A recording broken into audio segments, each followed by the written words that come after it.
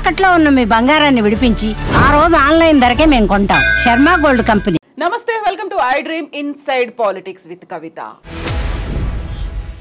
Kolkata medico doctor case అసలు ఏం జరిగింది అనుకుంటున్నారు? మొత్తం దేశమంతా ఏకమైంది. నిర్భయ ఘటన, ఆ తర్వాత దిశ ఘటన హైదరాబాద్లో జరిగినప్పుడు ఇప్పుడు కూడా అదే సంఘటన ఒక 20 రోజులుగా దేశమంతా ఏకమవుతోంది, పోరాటాలు చేస్తుంది, నిరసనలు అవుతున్నాయి. ఇన్ని అయిన తర్వాత మనమంటూ గొప్ప చట్టాలని తీసుకొచ్చుకున్నాం అనుకుంటున్నాము. ఏవేవో చేయాలని ఇంప్లిమెంట్ చేయాల్సిందే ఎవరు?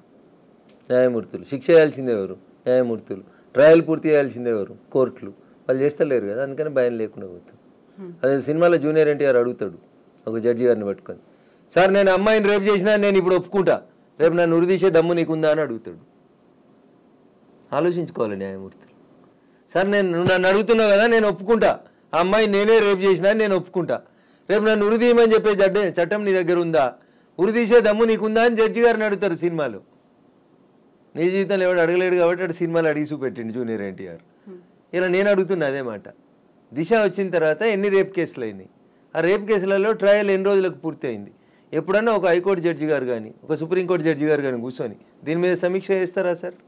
చేయరు. ఒక కోర్టులో జడ్జి ఒక రేప్ కేసు 5 ఏళ్ళు 10 ఏళ్ళు పెండింగ్ ఉంటే ఎందుకు పెండింగ్ ఉందని ఎప్పుడైనా సమీక్ష జరుగుతుందా? స్టెనోలు లేరు, జడ్జిమెంట్ రాస్తలేము. స్టెనో లేకపోతే నువ్వు కూర్చొని రాయి. You been paid for it కదా. కోర్టులో స్టెనో లేకపోతే ప్రభుత్వం ఇస్తుందా?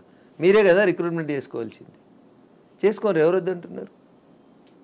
సో ఒక రకమైన నిర్లిప్తత వచ్చింది. నేను చెప్పిన కదా ఇందాక, నేను బాగున్నానా, మావిడ బాగుందా, మంచి బంగ్లా ఉందా, నా కారు మంచిగా ఉందా, పక్కింటోడు ఏడగాలిపోతే నాకేంది? ఈ నిర్లిప్తతల నుంచి మనం బయటికి రావాలంటే ఇప్పుడు అప్పుడప్పుడు భూమి కోపం వచ్చినట్టు ఇట్లా కొన్ని ప్రకంపనలు వస్తే అందరూ కరోనా కొంచెం నేర్పించిపోయింది. నేను అనుకుంటున్నా మనుషులకు విలువలు నేర్పించింది, కుటుంబం ఏందో నేర్పించింది కరోనా. పొద్దులైతే సారి ఇటు మేడం ఇటు పోతుండే, మధ్యలో పోరలు ఎటు పోతురో తెలియకపోతుండే. కరోనా వచ్చి అందరి మీద కుటుంబం అని కలిపింది. కొంచెం మారిండ్రు మనుషులు. ఆ తర్వాత భార్య భర్త పిల్లలు కుటుంబం బంధాలు బాంధవ్యాలు పెరిగినాయని అనుకుంటా నేను. అట్లా ప్రతి ఉపద్రవం ప్రతి విధ్వంసం మనిషి కొన్ని నేర్పిస్తుంది.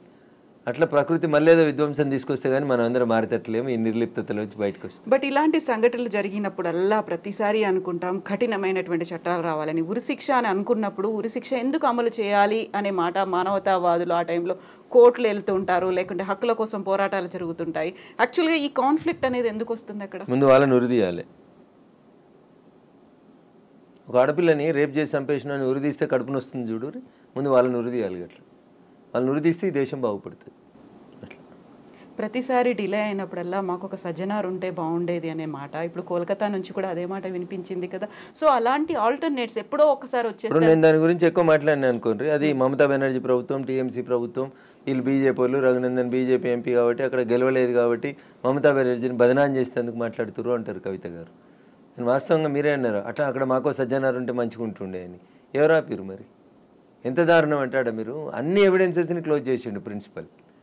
సాక్ష్యాలు ఆధారాలు అన్ని పోతే కూడా ఎఫ్ఐఆర్ లేదు, పోస్ట్ మార్టం అయిపోతే కూడా ఎఫ్ఐఆర్ లేదు. ఇంత దురదృష్టకరమైన సంఘటన. ఒక మహిళ ముఖ్యమంత్రి, ఒక రెబల్ ముఖ్యమంత్రి, ఆడపిల్లల కోసం మాట్లాడతా అని చెప్తుంది, ఎవరినైనా ఎదిరిస్తా అని చెప్పడమే ముఖ్యమంత్రి ఉన్న రాష్ట్రంలో ఒక మహిళా మెడికోకి ఇంత దౌర్భాగ్యమైన పరిస్థితి వస్తే సిగ్గుతో తల ఉంచుకోవాలి, రాజీనామా చేసి అవతల రేసి పోవాలి ఆ పదవికి. దానికి ఇంకా మెడికోలను వేసుకొని రాలేదు ఇస్తుంది ఆమెనే.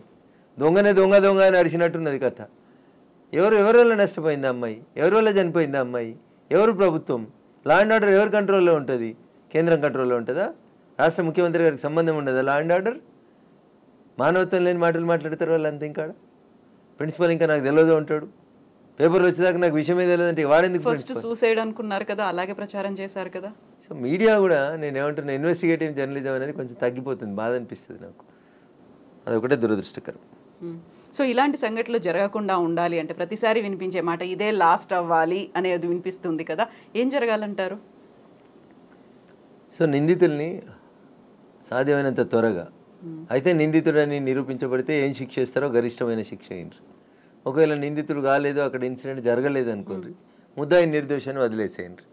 దీనికి 2 ఏళ్ళు 3 ఏళ్ళు 5 ఏళ్ళు ఇట్లా నడిపించి ఈ కోర్టు కింది కోర్టు పై కోర్టు మధ్యలో కోర్టు అనుకుంటూ తిప్పితే జూనియర్ ఎన్టీఆర్ సినిమాలు అడిగిన సమస్య ప్రజలకు గుర్తుకొస్తూ ఉంటుంది. ఈ దురదృష్టకరమైనటువంటి సంఘటన. సో చాలా చట్టాలు ఉన్నాయి కవిత గారు, మీరు చట్టాలు ఏమని ఎందుకు అనుకుంటారు? చట్టాలు చాలా ఉన్నాయి. భయం ఎందుకు లేదు మరి? ఆచరణలో లేదు కాబట్టి చట్టం. ఏమవుతుంది లేని మస్తు మంది వకీలు ఉన్నారు, బెయిల్ తెస్తారు, ఇది ఏమైనా శిక్ష పడేది ఉందా, ఇప్పుడుందా అప్పుడుందా, ఇంకో 10 ఏళ్ళు అవుతుంది కదా అప్పుడు చూసుకుందాం అనుకునేటువంటి మొండితనం ప్రజలలో డెవలప్ అవుతుంది, which is very unfortunate for the society. But ఆ టైంలో నిందితుడిగా ఎవరైతే ఉన్నారో వాళ్ళకు కూడా ఒక ఫెసిలిటీ అనేది ఉంది కదా, ప్రభుత్వం తరఫునే ఒక లాయర్ని నియమిస్తారు, వాళ్ళు వెళ్ళి వాదించాలి అనేది ఉంటుంది. 3 నెలల్లో 6 నెలల్లో కేసు క్లోజ్ చేయాలి కదా కవిత గారు. మన దేశ ఇన్వెస్టిగేటివ్ ఏజెన్సీలో ఉన్న ప్రాబ్లం ఏంటంటే, రోడ్ మీద యాక్సిడెంట్ అయిందంటే అదే ఎస్ఐ పోతాడు, అక్కడ మర్డర్ అయిందంటే అదే ఎస్ఐ పోతాడు, ఆఖరికి మినిస్టర్ బందోబస్తు ఉందంటే వీళ్ళిద్దరిని ఇడిచిపెడతాడు, ఆ శవాన్ని ఆడ ఈ శవాన్ని ఈడ వదిలేసి ఈయన మినిస్టర్ బందోబస్తు పోతాడు. వేరే దేశాలలో అట్లుండదు. క్రైమ్ జరిగితే ఒక పోలీస్ అధికారిని ఒక కేసు ఇన్వెస్టిగేట్ చేయమంటే ఆ కేసు ఇన్వెస్టిగేషన్ పూర్తయి ఛార్జ్షీట్ దాఖలా అయ్యేంత వరదాకా ఆ అధికారిని అక్కడే ఉంచుతారు, అక్కడి నుంచి పక్క జరపరు. మినిస్టర్ వస్తే బందోబస్తుకి ఇంకో కేసు అయిపోతాడు, మర్డర్ అయితే ఇంకో కేసు అయిపోతాడు, రేప్ అయితే ఇంకో కేసు అయిపోతాడు. That system should be developed in our country also. సంఖ్య పెంచాలి, ఫోర్స్ని పెంచాలి. ఫోర్స్ని పెంచి ఒక్కొక్క కేసుకి ఒక్కొక్క ఇన్వెస్టిగేటివ్ ఆఫీసర్ని వేసి ఛార్జ్షీట్ వేసేదాకా ఆయనకు వేరే బాధ్యతలు ఇవ్వకపోతే సత్వర న్యాయం జరుగుతుంది, వేగవంతమైన న్యాయం జరుగుతుంది అనేది నేను అనుకుంటాను. బట్ ప్రయారిటీస్ అనేది అక్కడ కనిపిస్తున్నాయి, ఎవరు ఇంపార్టెంట్ పర్సన్ అనేది చూస్తున్నారు, అక్కడ విఐపీలు ఎవరు అనేది ఫస్ట్ ప్లేస్ వాళ్ళకే వస్తుంది. అదే చెప్తా ఉన్నా, ఈ ప్రజాస్వామ్య వ్యవస్థ లోపల కొన్ని లొసుకులు ఉన్నమాట వాస్తవం. వాటిని సరిదిద్దేందుకు మేము భారత న్యాయ సంహిత అని చట్టం తెస్తే చాలామందికి నచ్చదు. భారత ప్రజాస్వామ్య వ్యవస్థలో ఉన్నటువంటి కొన్ని ఇబ్బందికరమైన అంశాలను చర్చకు పెడితే చాలామందికి నచ్చదు. ఒక దేశానికి ఒకటే ప్రధానమంత్రి ఉండాలి, ఒకటే రాజ్యాంగం ఉండాలి, ఒకటే జెండా ఉండాలంటే 70 ఏళ్ళు పాలించిన వాళ్ళకి నచ్చలే. మేము వచ్చి తొలగిస్తే దానికి మతం రంగును రుద్దుతారు. ట్రిపుల్ తలాక్ మంచి పద్ధతి కాదు, ట్రిపుల్ తలాక్ ఇచ్చే తప్పు, ఆడపిల్లల జీవితాలను అన్యాయం చేస్తుర్రు, ట్రిపుల్ తలాక్ని ఎత్తేద్దాం, ముస్లిం మహిళలకు కూడా గౌరవం కాపాడదాం, గౌరవం పెంచుదామని కొట్లాడితే దాన్ని మతం కోరం లోపలనే ఆపాదిస్తారు. దేన్ని స్వాగతిస్తారు ప్రజాస్వామ్యంలో ప్రజాస్వామికవాదులు? నేను ఇందాక చెప్పిన కదా, ఇది నరేంద్ర మోడీ గారు తెచ్చిన చట్టం కాబట్టి దీన్ని మనం వ్యతిరేకించాలి. ఆ చట్టం నిజంగా ఆయనకు లాభం చేస్తుంటే కూడా ఆయన వ్యతిరేకిస్తాడు, దానికి నేనేం చేయాలి దానికి చెప్పు.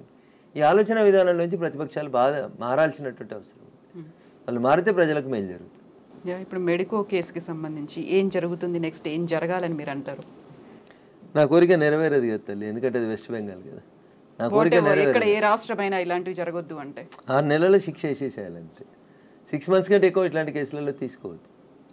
Any rape case for that matter, any rape case 6 months కంటే ఎక్కువ తీసుకోవద్దు, విచ్ ఇస్ వెరీ అన్ఫార్చునేట్. తీసుకుంటున్నారు సంవత్సరాలు నిందితునికి, కోర్టులకి, న్యాయమూర్తులకి, న్యాయవాదులకి వెసులుబాటు దొరుకుతుంది అంతే. సాక్ష్యాలు చెప్పేటోళ్ళు తక్కువ అయిపోతున్నారు, కోర్టుల కేసులు వీగిపోతుంది. ఎస్ రఘునందర్ గారు, థ్యాంక్ యూ సో మచ్ అండి. మళ్ళీ మనం మాట్లాడుకుందాం, బోల్డని విషయాలు ఉన్నాయి కాబట్టి. Thank you.